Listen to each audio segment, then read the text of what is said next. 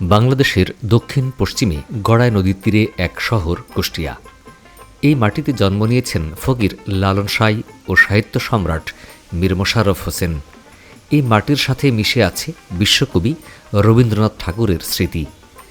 আজকের ভিডিওতে তুলে ধরব এই তিন মহান মানবের স্মৃতিতে জড়িয়ে থাকা কুষ্টিয়া শহর। আর সম্পূর্ণ ভিডিও জুড়ে আপনাদের সাথে আছি আমি আলিমুর রেজা। এই মুহূর্তে আমরা আছি লালন সাঁইয়ের মাজার, ছেউড়িয়া, কুষ্টিয়া। এগুলো কি কুষ্টিয়া তৈরি কুলফি? হ্যাঁ, কুষ্টিয়া অরিজিনাল কুলফি। কুষ্টিয়ায় আসবেন আর কুষ্টিয়ার বিখ্যাত কুলফি খাবেন না, সেটা তো হয় না। আমরা এখন আছি টেগোর লজ, কুষ্টিয়া। দুঃখের বিষয় হচ্ছে যেটা এখন বন্ধ। তোমরা মীর মোশাররফ সম্পর্কে কি জানো বলো? আমাদের মীর মোশাররফের এলাকা স্কুলটি খুব সুন্দর। হ্যাঁ, মেয়েটা বলছে যে কোথায় বই পাওয়া যাবে, তার মানে এই বইটা পড়ার ব্যাপারে তার খুব আগ্রহ।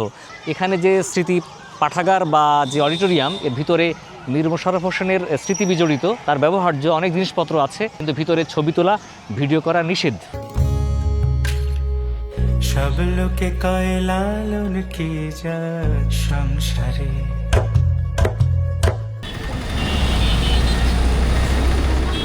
চোড়াসমোড়, কুষ্টিয়া। এখান থেকে শুরু হচ্ছে আমাদের আজকের যাত্রা। প্রথম গন্তব্য লালন সাঁইজির সমাধি। এখান থেকে ভ্যান, অটো বা রিকশাতে যাওয়া যাবে। আমি একটি ভ্যানে উঠে বসলাম। ভাড়া মাত্র 20 টাকা।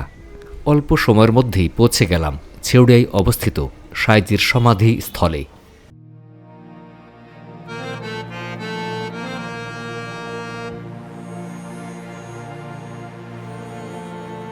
প্রধান ফটকের অপর প্রান্তে অবস্থিত স্থায়ী মঞ্চ প্রাঙ্গণ। আগে সেখানেই যেতে চাই। এখানে আছে সকল ধরনের গাড়ি পার্কিংয়ের ব্যবস্থা। নির্ধারিত হারে টাকা পরিশোধ করে গাড়ি পার্ক করা যাবে। আর একটু সামনে এগোলেই সুবিশাল মাঠ। এই মাঠেই সাঁইজির তিরোধান দিবস উপলক্ষে প্রতি বছর 2 বার লালন মেলা অনুষ্ঠিত হয়। একবার দোল পূর্ণিমার উৎসবের সময়, আরেকবার বাংলা কার্তিক মাসের 1 তারিখ বা অক্টোবর মাসের 16 তারিখ। 3 দিন ব্যাপী এই লালন মেলা আয়োজিত হয় এই মাঠে।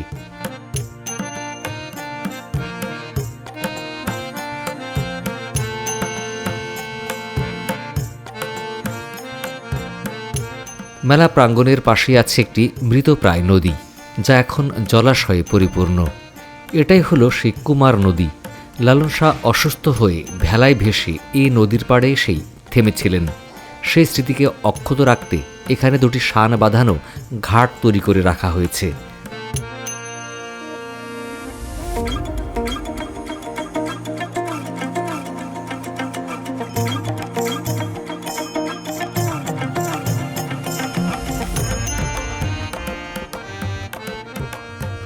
এবার আমরা প্রবেশ করব মূল সমাধি প্রাঙ্গণে। প্রধান ফটক দিয়ে ভিতরে প্রবেশ করলাম। এখানে প্রবেশ করতে কোনো এন্ট্রি ফি নেই। ফকির লালন শাহ 1774 সালের 17ই অক্টোবর তৎকালীন যশোর জেলার ঝিনেদা মহকুমার শৈলকুপাতে জন্মগ্রহণ করেন। তিনি মৃত্যুবরণ করেন 17ই অক্টোবর 1890 সালে এই কুষ্টিয়ার ছেউড়িয়াতেই। তিনি ছিলেন বহুমুখী প্রতিভার অধিকারী একজন বাঙালি, যিনি ফকির লালন, লালন সাঁই, লালন শাহ, মহাত্মা লালন ইত্যাদি নামেও পরিচিত। তিনি একাধারে একজন আধ্যাত্মিক ফকির সাধক, মানবতাবাদী, সমাজ সংস্কারক এবং দার্শনিক। তিনি ছিলেন অসংখ্য গানের গীতিকার, সুরকার ও গায়ক। লালনকে বাউল গানের অগ্রদূতদের অন্যতম একজন হিসেবে বিবেচনা করা হয় এবং তার গান 19 শতকে বেশ জনপ্রিয়তা অর্জন করে।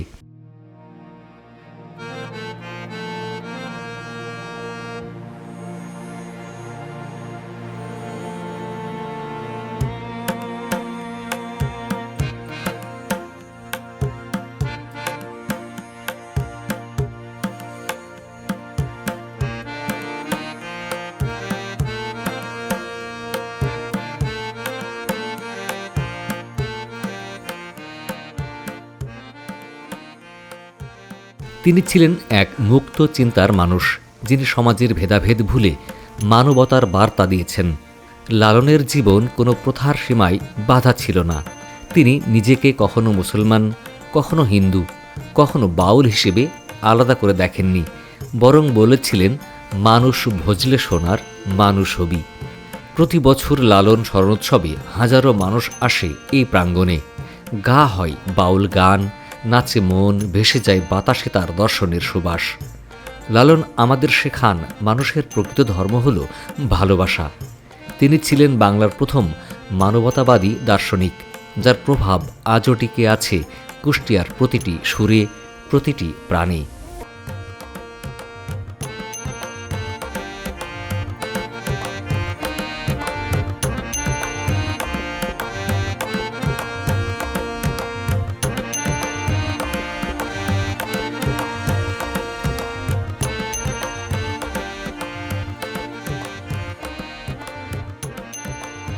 এখানে লালন সমাধির পাশেই আছে একটি সুবিশাল অডিটোরিয়াম। তার নিচেই লালন ভক্তরা এসে অবস্থান করেন।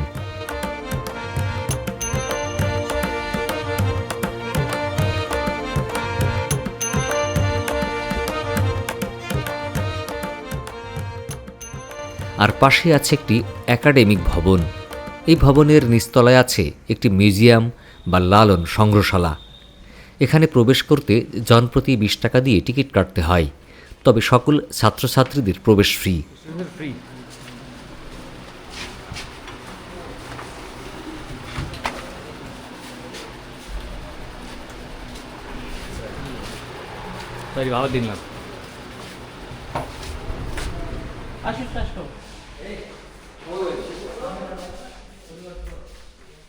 টিকিট কেটে ভিতরে প্রবেশ করলাম। এখানে আছে লালন শাহের জীবনের চিত্র। তার জীবনের প্রতিটি ঘটনা প্রবাহ অঙ্কিত চিত্রের মাধ্যমে ফুটিয়ে তোলা হয়েছে।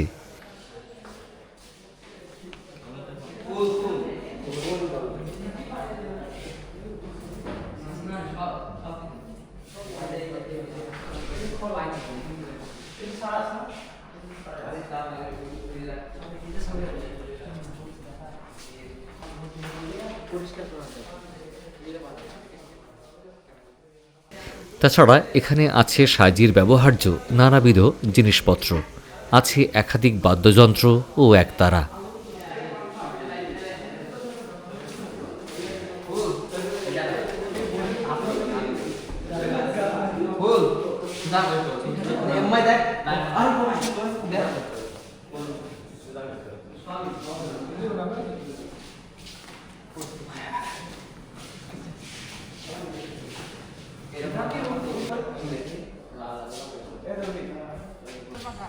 মিউজিয়াম থেকে বেরিয়ে এবার পালা কুষ্টিয়ার বিখ্যাত কুলফি মালাই খাবার।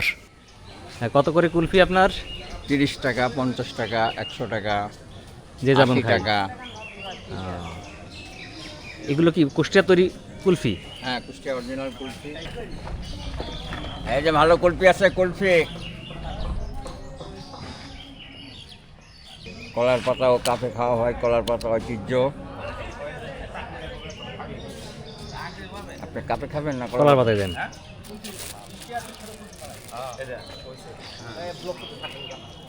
মামা অরিজিনাল কুলফি আছে, একটা খেয়ে রাখেন। আরে একটা নিয়ে 4 জন টেস্ট করেন, সমস্যা কি মামা? আসেন, ভালো কুলফি আছে।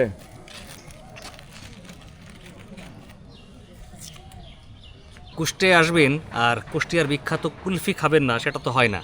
তো লালনের মাজারের পাশেই আমাদের চাচা বিক্রি করছেন কুষ্টিয়ার বিখ্যাত কুলফি, রহমত চাচার কুলফি আর কি। তো আমি কুলফি খেয়ে দেখি, কলার পাতায় কুলফি। বিসমিল্লাহ, মাশাআল্লাহ, সুন্দর। 10 টাকা খেয়ে নেন। এবং উনি বিভিন্ন দামের কুলফি বিক্রি করেন, যেমন 30 টাকা, 50 টাকা, 80 টাকা, আর কত 100 টাকা। 100 টাকা। তো এখানে কুলফি আপনি চাইলে দুইভাবে খেতে পারেন, একটা হচ্ছে কলার পাতায় করে, আর একটা হচ্ছে যে কাপে করে। ওয়ান টাইম যে কাপগুলো আছে সেই কাপেও আপনি খেতে পারবেন। তো আমি কলার পাতায় খাচ্ছি আর কি। মাশাআল্লাহ, খুব ভালো, টেস্টি, খুবই সুন্দর আর কি। তো আপনারা এখানে আসলে চাচার কুলফি টেস্ট করতে পারেন। আসসালামু আলাইকুম। এই মুহূর্তে আমরা আছি লালন শাহের মাজার, ছেউড়িয়া, কুষ্টিয়া। আর এখানে লালন শাহজির মাজার অবস্থিত। একই সাথে এখানে লালনের আখড়া বলা হয়। এখানে প্রতি বছর লালনের মৃত্যুবার্ষিক এবং জন্মবার্ষিকীতে মেলা হয়, লালন মেলা হয়। বাংলাদেশ সহ বিশ্বের বিভিন্ন প্রান্ত থেকে এখানে লালন ভক্তরা, লালন অনুরাগীরা এখানে আসেন, এসে এখানে সমাবেশ করেন, মেলা করেন এবং দীর্ঘদিন যাবৎ এখানে মেলা হয়। তখন এখানে একেবারে লোকে লোকারণ্য, খুব আনুষ্ঠানিকভাবে বিভিন্ন ধরনের কালচারাল প্রোগ্রাম হয়, লালনের গান হয়, একটা অন্যরকম আবহ তৈরি হয়।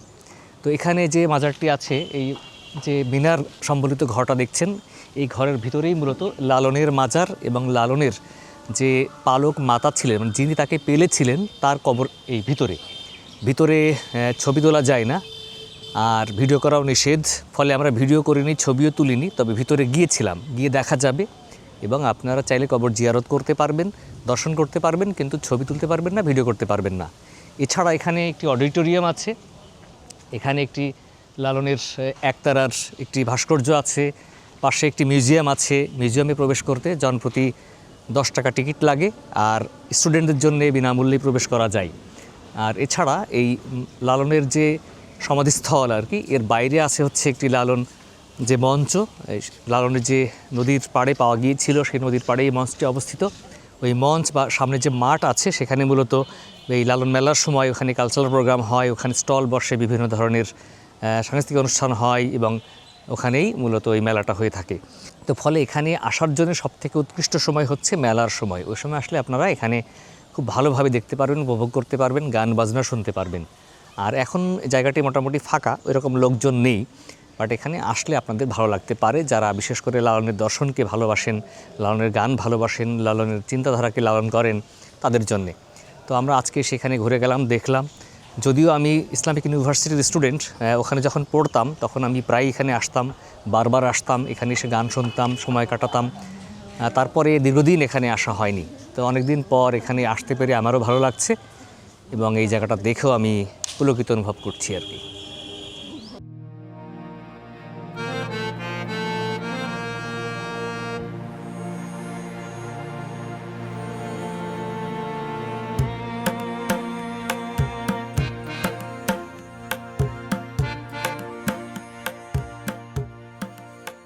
মালায়ের স্বাদ নিয়ে এবার যাব সাইদির সমাধির অদূরে অবস্থিত বিশ্বকবি রবীন্দ্রনাথ ঠাকুরের স্মৃতি বিজড়িত টেগর লজ দর্শনে। মাত্র 20 টাকা দিয়ে একটি রিক্সা ভাড়া করে নিলাম। লালনের বাজার থেকে এখন আমরা যাচ্ছি টেগর লজ। টেগর লজ হচ্ছে বিশ্বকবি রবীন্দ্রনাথ ঠাকুরের একটি বাড়ি, যেখানে যে বাড়িতে তিনি মাঝে মধ্যে থাকতেন, তার পারিবারিক বাড়ি ছিল এটা। আমরা সেই বাড়ি এখন দেখতে যাব। লালনের যে শেওড়িয়ার মাজার স্থল থেকে টেগর লজ পর্যন্ত আমরা রিক্সায় যাচ্ছি আর কি। রিক্সা ভাড়া 20 টাকা।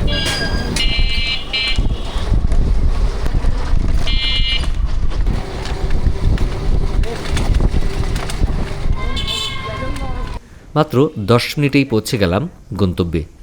কুষ্টিয়ার আরেক গর্বের স্থান শাহিনদল কুটিবাড়ি ও টেগর লজ।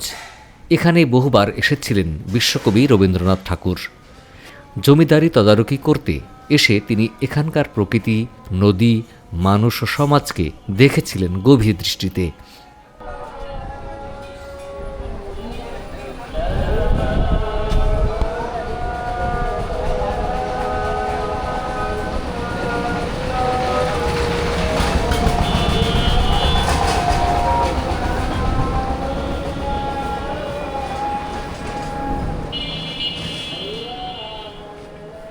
আমরা এখন আছি টেগর লজ কুষ্টিয়া।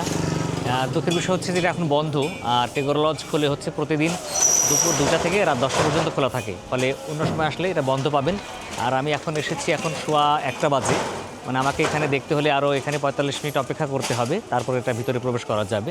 প্রতিদিন এটা 2টা থেকে খোলে আর কি। ফলে আপনারা আসলে এখানে দুপুর 2টার পর এখানে আসবেন। টেগর লজ না দেখার আক্ষেপ নিয়ে এবার যাত্রা শুরু করলাম বাংলা সাহিত্যের অনবদ্য নাম মীর মোশাররফ হোসেনের বাস্তভিটা দর্শনে।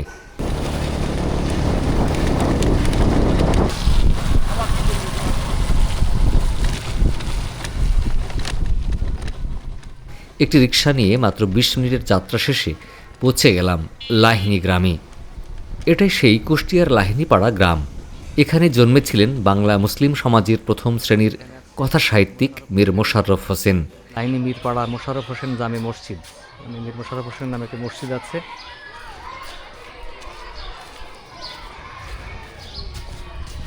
আর মসজিদের পাশেই লাহিনী পাড়া মীর মোশাররফ হোসেন ঈদগাহ ময়দান আছে এখানে, ঈদগাহ। এবং এখানে মীর মোশাররফ হোসেন নুরানি হাফিজিয়া মাদ্রাসা লিল্লা বোর্ডিং আছে। তিনি ছিলেন সমাজ সচেতন, চিন্তাশীল ও মানবপ্রেমী লেখক। তার সৃষ্টি বিষাদ সিন্ধু আজও বাংলা সাহিত্যের এক অনবদ্য মহাকাব্য। এটা হলো স্মৃতি পাঠাগার, যদি এটা এখন বন্ধ, অব্যবহৃত হয়ে পড়ে আছে। মীর মোশাররফ হোসেনের সময় ব্যবহৃত হতো আর কি, তার বাড়ি ছিল এখানেই। এই যে মীর মোশাররফ হোসেন ব্যবহৃত ইদারা আর কি, এটা এখন পরিত্যক্ত হয়ে আছে, বাট এটা উনি যখন এখানে বাড়ি ছিল উনি এটা ব্যবহার করতেন এখানে আর কি। এখানে একটা গাছ ছিল না সেই আমলের গাছ, এখন আর গাছ নেই না। আর এখানে এটা প্রতি শিক্ষা প্রতিষ্ঠান, এটা হচ্ছে মীর মোশাররফ হোসেন মাধ্যমিক বিদ্যালয়। আর এখানে একটা গাছ ছিল যেটা মীর মোশাররফ হোসেনের আমলেরই, তার নিজের গাছ, সে গাছটা এখন দেখছি নেই, আমি এর আগের বার এসে দেখেছিলাম। আর এখানে এছাড়াও আছে মীর মোশাররফ হোসেন সরকারি প্রাথমিক বিদ্যালয় আছে এখানে, তারপর এখানে আছে মীর মোশাররফ হোসেন স্মৃতি পাঠাগার ও অডিটোরিয়াম।